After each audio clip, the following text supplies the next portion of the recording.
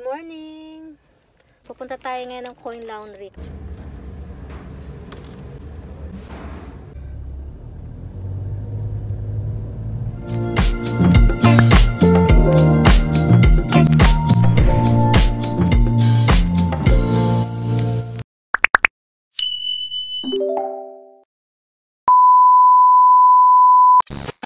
Good morning mga kamami! Ayan, today is Thursday.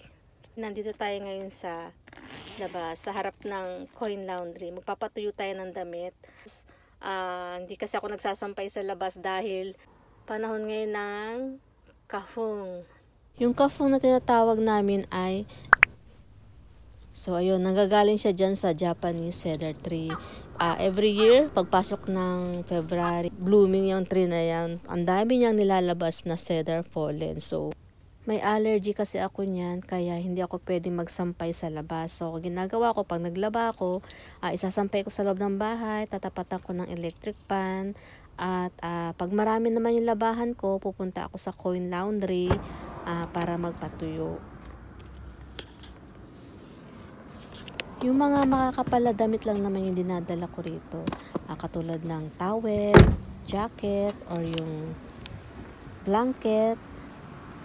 Dito ako ngayon nagpapatuyo ng damit kasi nagustuhan ko siya dahil bukod sa marami siyang machine, maluwag yung space ng pagtitiklupan ko ng damit. At pagkatapos nito, mayroon ako mapupuntahang home center para makapag-shopping ng gamit sa bahay. At kung gusto niyo namang maglaba, mula laba hanggang patuyo, gumamit lang kayo ng malaking machine. Ayan, dito siya. Hulugan nyo lang ng pera, conforme yun sa dami ng damit nyo.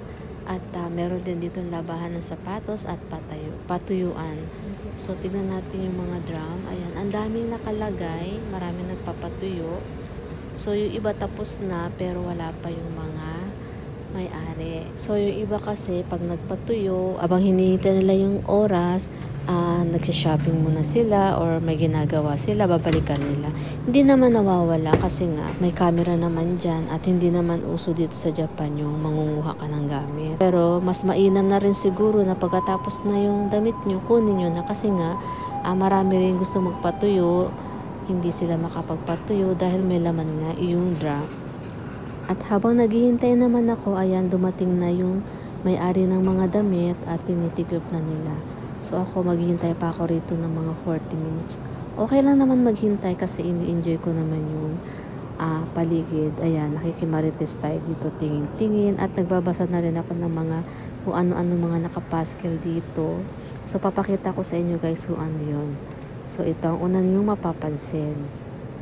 Bawal magdala ng pagkain at drinks dito sa loob. At meron tayong makikitang poster na ano to, resort? Resort daw ito guys. Ang ganda naman ng place.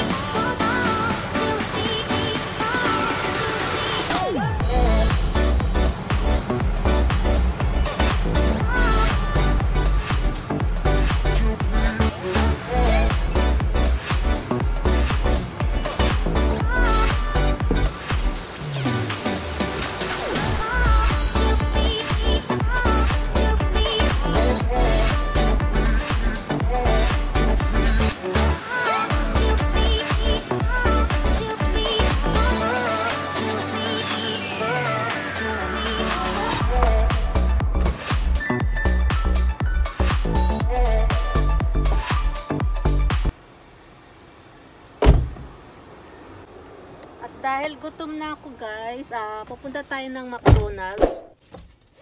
Pupunta tayo sa drive-thru.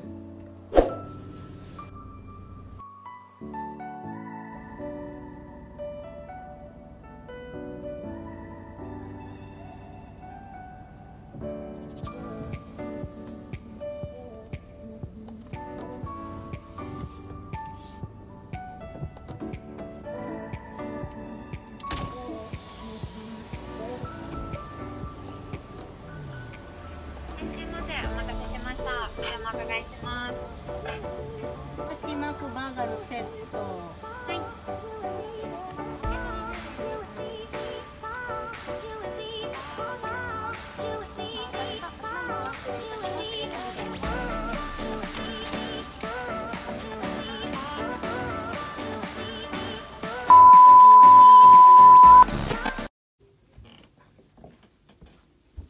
Sabay na tayo guys. Ito na yung ating mga pinatuyo. At ito na rin yung aking binili sa McDonald's. Teriyaki Mac Burger Set. At umorder din ako ng strawberry shake na small size. Mga kamami, hanggang dito na lang ulit ang ating vlog. Salamat po sa panonood hanggang dulo.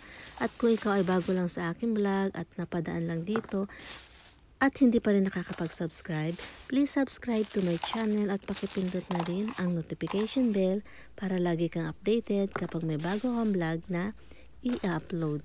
Thanks for watching. See you on my next vlog. Sayonara. Mata ne.